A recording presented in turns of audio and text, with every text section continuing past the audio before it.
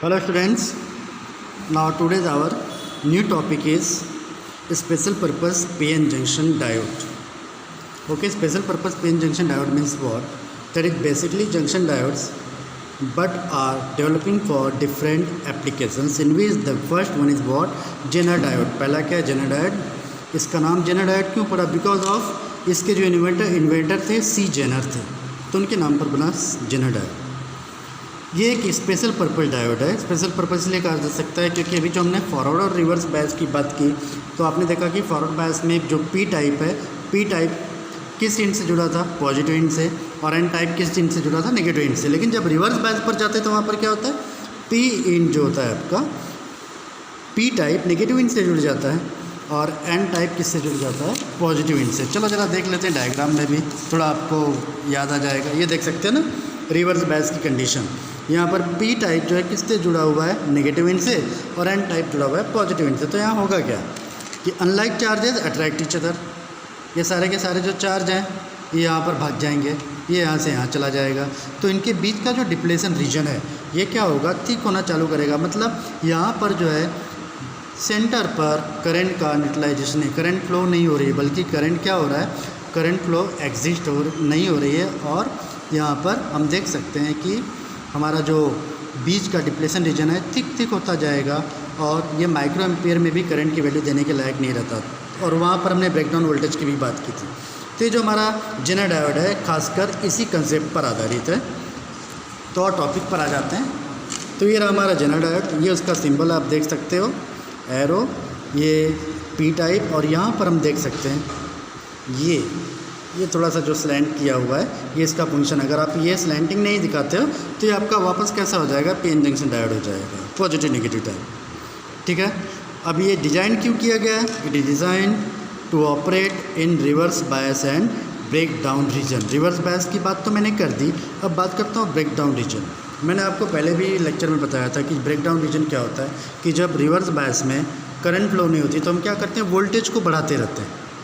और वोल्टेज को इतना बढ़ाते हैं कभी कभी क्या होता है कि हमारा जो पूरा सर्किट है ओवरहीट हो जाता है और ओवरहीट होकर डैमेज हो जाता है अपने एक ब्रेक डाउन वोल्टेज के बाद, जिसे हम कहते हैं ब्रेक डाउन वोल्टेज या ब्रेक डाउन रीजन. तो वहाँ पर क्या होगा? माइक्रो एम्पियर में हल्की फुल्की करंट होगी. जो इलेक्ट्रॉन अगर बैरियर को क्रॉस ओवर करके होल की तरफ जाएगा या होल जो है इलेक्ट्रॉन की तरफ आएगा.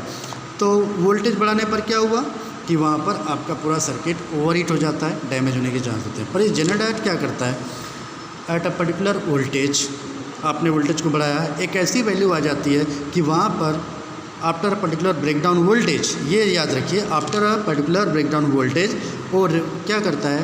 करंट की वैल्यू को कांस्टेंट कर देगा. ठीक है. तो ये भी एक बहुत बड़ी बात है इसके लिए. तो बात करते हैं इसके फंक्शन की. ठीक है. ये देखिए मैंने एक छोटा सा आपको सिम्बॉलिकली डायग्राम भी बता दिया है कि जो आपका पी टाइप है नेगेटिव इंड के साथ कनेक्ट है और आपका एन टाइप पॉजिटिव इंड के साथ कनेक्ट है. दूसरी सबसे इंपॉर्टेंट चीज़, इसके अंदर डोपिंग ज़्यादा की जाती है. मतलब इसके अंदर मैक्सिमम इम्प्योरिटी मिलाई जाती है. मैक्सिमम इम्प्योरिटी मिलाने से क्या होता है कि जब हम वोल्टेज बढ़ाएंगे तो सर्किट डैमेज नहीं होता, बल्कि क्या करते हैं कि यहाँ पर जो पी टाइप के इलेक्ट्रॉन है और यहाँ पी टाइप का होल है और यहाँ पर जो एन टाइप का इलेक्ट्रॉन है, ये आफ्टर मैक्सिमम वोल्टेज क्या करेगा? एक दूसरे की तरफ डिफ्यूज होना चालू करेगा. और यहाँ पर आप देखोगे कि जो पोटेंशियल बैरियर होता है वो स्मॉल होने लगता है. मतलब इसके अंदर जो ये जेनर डायोड है ये आफ्टर ब्रेक डाउन और कट ऑफ वोल्टेज के बाद करंट को क्या करता है? कांस्टेंट करता है, वोल्टेज को कांस्टेंट कर देगा. ठीक है. तो ये था आपका जेनर डायोड. क्लियर. अभी बात करते हैं इसके फंक्शंस की. तो इसके फंक्शंस में हमको ये देखना है, एक मैंने डायग्राम बना के रखा हुआ है यहाँ पर, मैं आपको बता देता हूँ. यहाँ पर आप देख सकते हो कि ये आपका इनपुट रेजिस्टेंस है, इनपुट वैल्यू है करंट की. क्लियर. और यहीं पर आपने जेनर डायोड लगा रखा है. जेनर डायोड कैसे काम कर रहा है? रिवर्स बायस मोड पर. मतलब ये इंड आपका कौन सा इंड है? एन के पास आपका पॉजिटिव और इसके पास क्या है? नेगेटिव इंड है. फिर हमने क्या किया है? यहाँ से आउटपुट रेजिस्टेंस लगा के रखा हुआ है. यहाँ से हमको क्या चाहिए? आउटपुट वैल्यू चाहिए. क्या चाहिए? आउटपुट वैल्यू चाहिए. बराबर. तो हमने क्या किया? जब यहाँ से करंट पास की तो सपोज़ हमने यहाँ से अगर 12 वोल्ट करंट पास की, या हमने यहाँ पर रेगुलेट वोल्टेज रखा कितना 12.1 12.5, तो एक टाइम आएगा कि ये क्या करेगा, करंट की वैल्यू को रजिस्ट करता रहेगा। क्यों? क्योंकि रिवर्स बायस पर है। कौन से बायस पर है? रिवर्स बायस पर।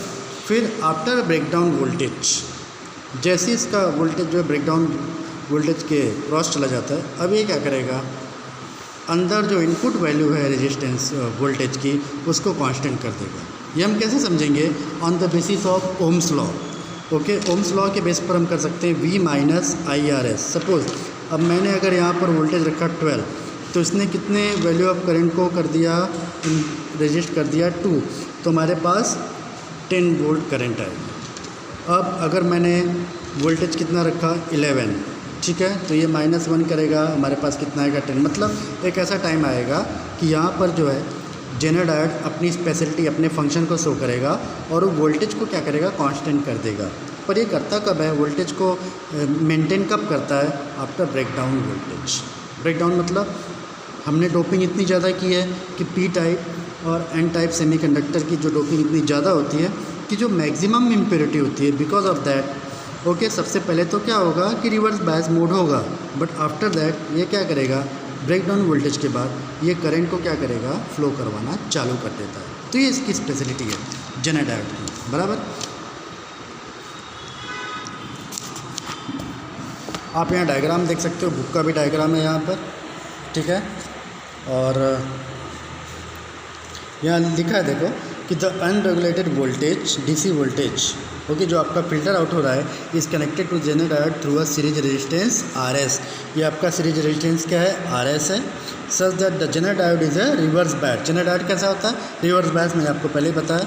If the input voltage increases, अगर आप इनपुट वोल्टेज को बढ़ा रहे हो, ओके, तो क्या होगा, the current through RS and zener diode also increases. यहाँ RS में करंट बढ़ेगी और जेनर डायोड में भी करंट बढ़ेगी। मैं आपको इसका फंक्शन बता रहा हूँ। This is because in the breakdown region zener voltage remains constant. Breakdown region के बाद जो आपका जेनर वोल्टेज होता है कैसा हो जाता है, कांस्टेंट हो जाता है। यही डिफरेंस है किसमें, PN जंक्शन डायोड और जेनर डायोड में। वहाँ ब्रेकडाउन वोल्टेज के बाद आपका सर्किट हो सकता है डैमेज हो जाए, काम ना करे, पर यहाँ पर ब्रेकडाउन वोल्टेज के बाद जो आपका वोल्टेज है जेनर डायोड उसको क्या करता है, कांस्टेंट कर देता है, even though the current through the zener diode changes.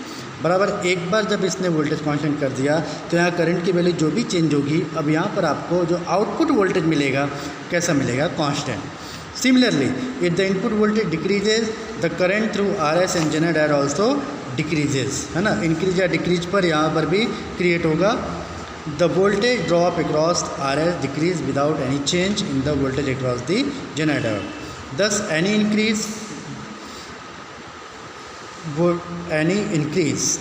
decrease in the input voltage results in increase decrease of the voltage drop across RS। voltage drop RS पर जो भी होगा increase decrease होगा, और उससे क्या होगा, आपका जेनर डायोड जो होता है वो वोल्टेज को चेंज नहीं करेगा। सीधा सीधा बोल दीजिए कि thus the zener diode acts as a voltage regulator. ये कैसा काम करता है, वोल्टेज रेगुलेटर का। किसका काम करता है, वोल्टेज रेगुलेटर। मतलब ब्रेकडाउन के बाद यहाँ से जो भी करंट आ रही है, ब्रेकडाउन वोल्टेज तो आपको पता हो गया कि एक मैक्सिमम वैल्यू ऑफ करंट, जहाँ से फिर ये आपके इलेक्ट्रॉन और प्रोटॉन अब पीछे न जाकर आगे कहाँ पर जाते हैं, तो डिप्लेशन रीजन की तरफ। ये रहा आपका डिप्लेशन रीजन। अब यहाँ पर आएंगे तो यहाँ पर एक पर्टिकुलर वैल्यू के बाद जो भी वोल्टेज आएगा, कैसा वोल्टेज आएगा, कांस्टेंट वोल्टेज आएगा। ये जेनर डायोड का फंक्शन है। ये क्या करता है, वोल्टेज को कांस्टेंट कर देता है। और ये वर्क कैसे करता है, on the basis of reverse bias mode. बराबर, आपको इतना याद रखना है और आपको थोड़ा सा बुक में से हेल्प ले लेनी है, आगे आप नोट बना लेना। ओके।